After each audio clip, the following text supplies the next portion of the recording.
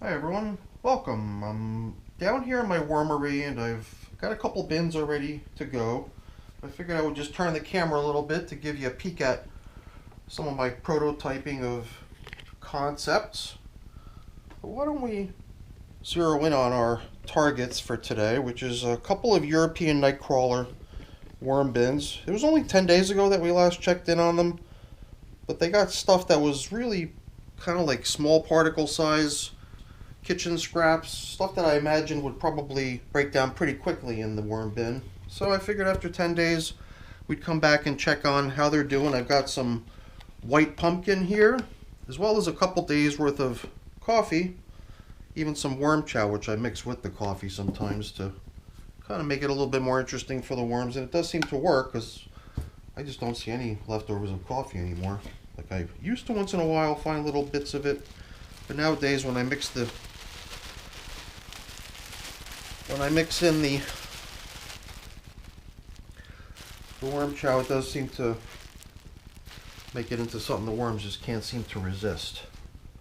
So what's this thing? I don't know, this just sort of caught my eye as I was opening things.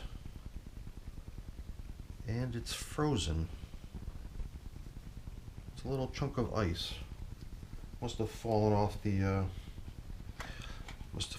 this container here. So these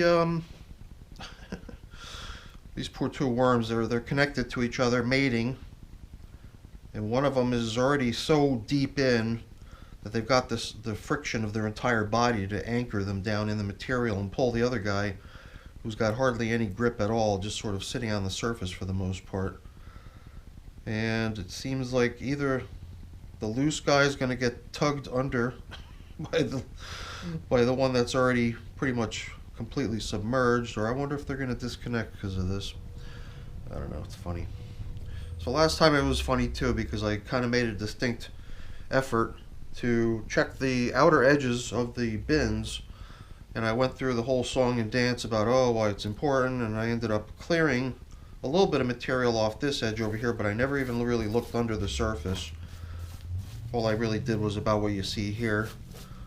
And all I was doing was really just kind of collecting up some of the more dry stuff out on the surface so we can make an effort to get that stuff down into service instead of leaving it dry. Give everything a fair shot at a little bit of a worm breakdown possibility.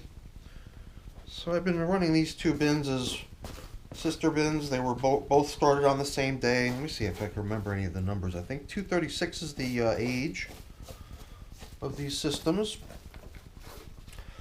And the last feeding 10 days ago was feeding number 20, which would make this pumpkin meal today feeding number 21. So let's really quick start here because this is what didn't really get checked last time, even though we had hoped to check it. And the whole checking of it was nothing more than just upturning it to make sure nothing of it was really becoming clumpy or I guess kind of inefficient. But everything seems pretty good in here. The stuff is almost all castings. I just bumped into a large chunk of something though. Whatever it is, I don't know.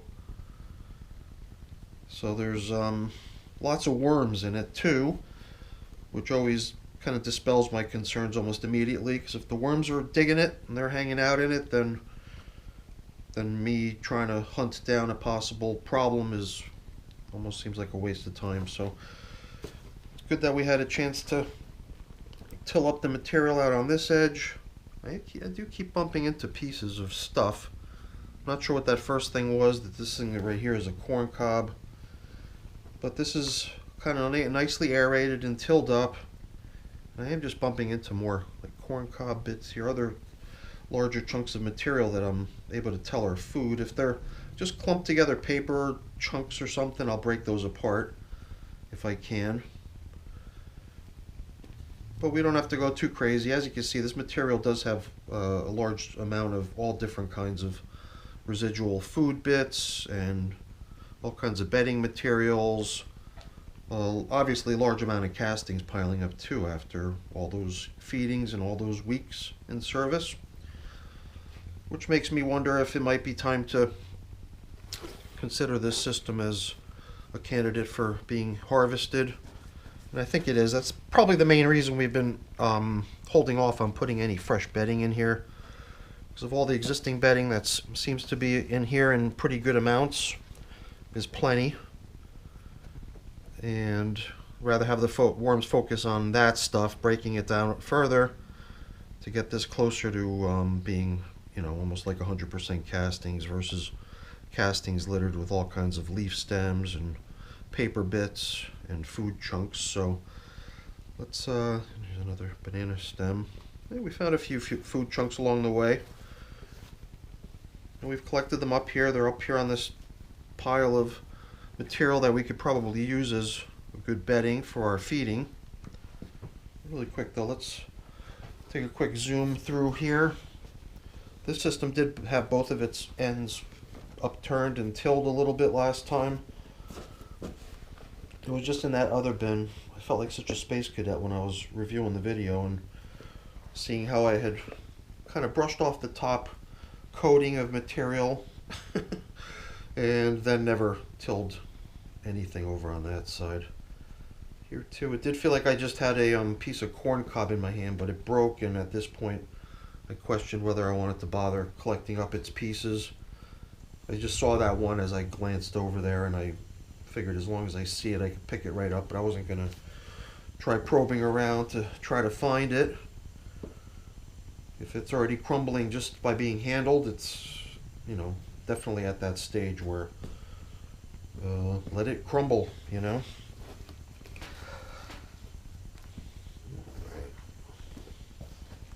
Everything's been tilled up nicely, is aerated, everything seems to be working well and is well populated with worms.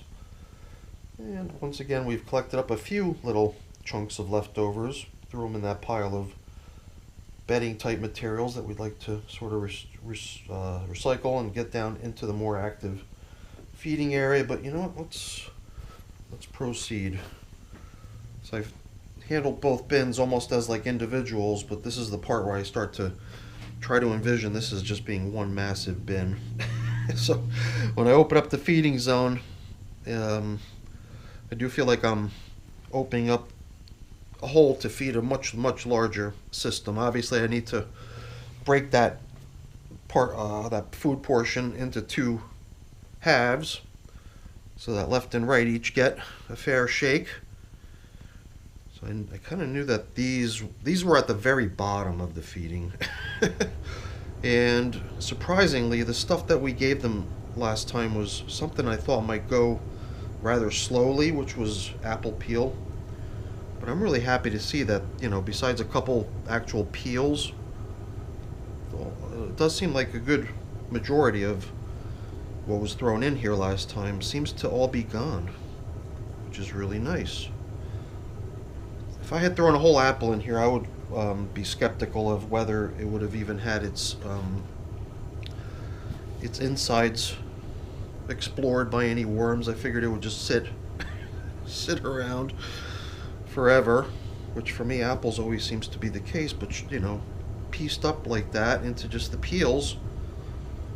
I mean, a couple larger ones sort of caught my eye, and I collected them up and included them in our little collection here. But other than that, all I see in here is maybe the leftovers of a few tomatoes that I knew were put in here quite some time ago.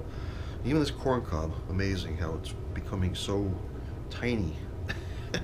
Thing was probably twice the size when it was put in there. All right, let's I guess this was another chunk of rind of the cantaloupe, which, like I said earlier, was placed right on the bottom of the feeding. Everything else was stacked right on top of that. So the fact that those are stripped clean, and almost all of the apple peel seems to have been stripped clean too, seems like we're coming in here at just about the right time to replenish their food supply.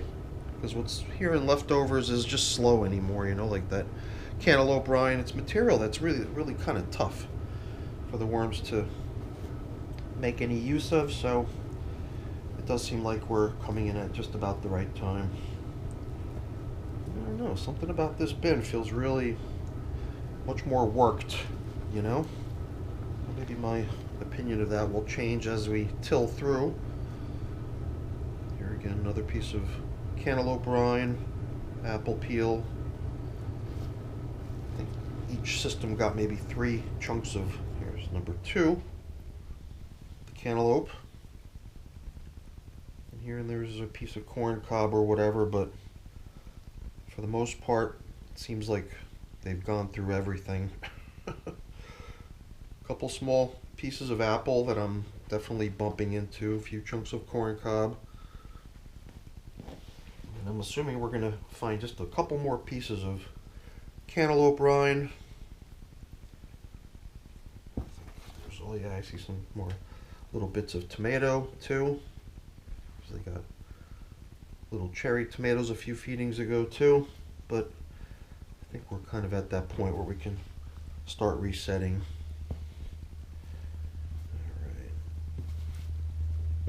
Very cool, very cool. So I'm going to stick with what I started last time, which was to put no bedding down. I figure the stuff that I'm seeing throughout this bin, there's chunks of paper everywhere, little pieces of bedding. Perhaps not so much in this system, but in the other one definitely plenty, as far as I'm concerned.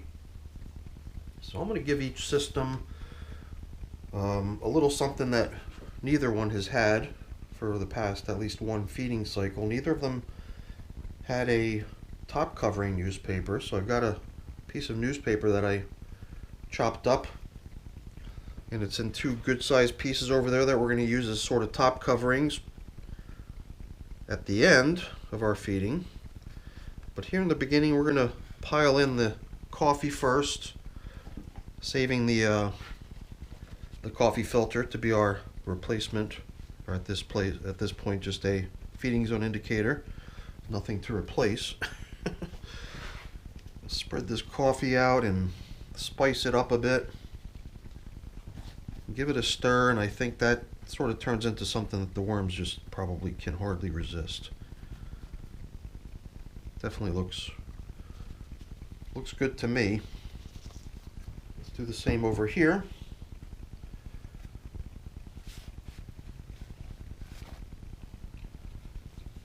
Setting the feeding zone indicator aside. That seems about right. And stirring in the chow with the coffee. And the worm chow eventually just sort of blends right into the coffee after you give it a little bit of a stir. Almost makes me want to add more. but not too much. I think there are certain drawbacks to putting too much of this stuff in. And then we can see about divvying up this pile of pumpkin in a fair way. Alright. Looks like a nice feeding. Feeding that probably isn't going to last, if you ask me. It's funny too, because I don't know why. I mean, I didn't know what else to expect other than them loving it.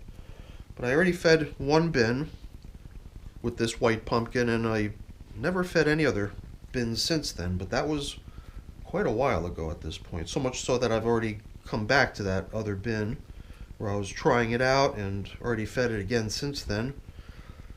So why I was so cautious with trying the white pumpkin, I don't know, because they definitely loved it. Alright, so I've got this really nice collection of really seasoned bedding, a little bit dry because it sat out on the surface, but now I'm dropping it right in, right on top of the feeding, putting it into the spot where it's going to just get work done. About 1,000 times better than sitting out on the surface just drying. Okay, very nice, very nice. Little leftover pieces of bedding here and there. Probably a little bit better off down the middle. And let's see about sinking all the leftovers here too. Some of these have good amounts of worm hanging out on it. And we've got a little bit more of this somewhat dry collected stuff.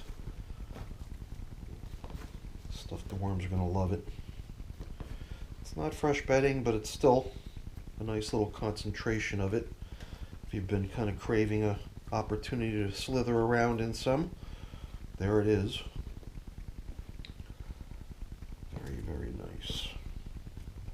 tomato. Otherwise, we're almost leveled off here. Yeah, I don't know why. When I look through this, it just feels to me like there's so much more material everywhere. Here, it just seems it's sort of clumped together, but it looks to me like more castings. So I think we're pretty much done. Two very nice systems.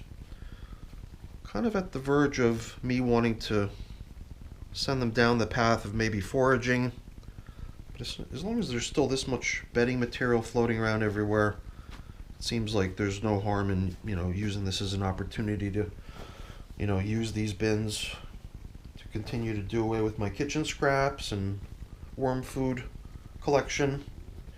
But yeah, one of these days, this being feeding number 21, one of these feedings I think coming up soon is probably going to be one of the last, and then we'll begin a state of foraging in here. But maybe we'll see if we can squeeze in one more feeding.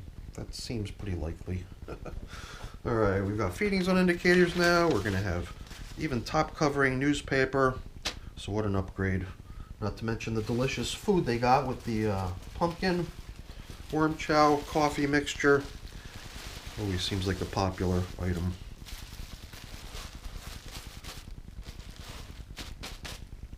And with that, we're finished. Alright, everyone. Hopefully you enjoyed the video. If you did, as always, please don't forget to leave me a quick thumbs up before you go. That's always very much appreciated. If you haven't done so already, please also consider subscribing to the channel. That's very much appreciated as well. Have a nice day. Thanks so much for watching. Bye now.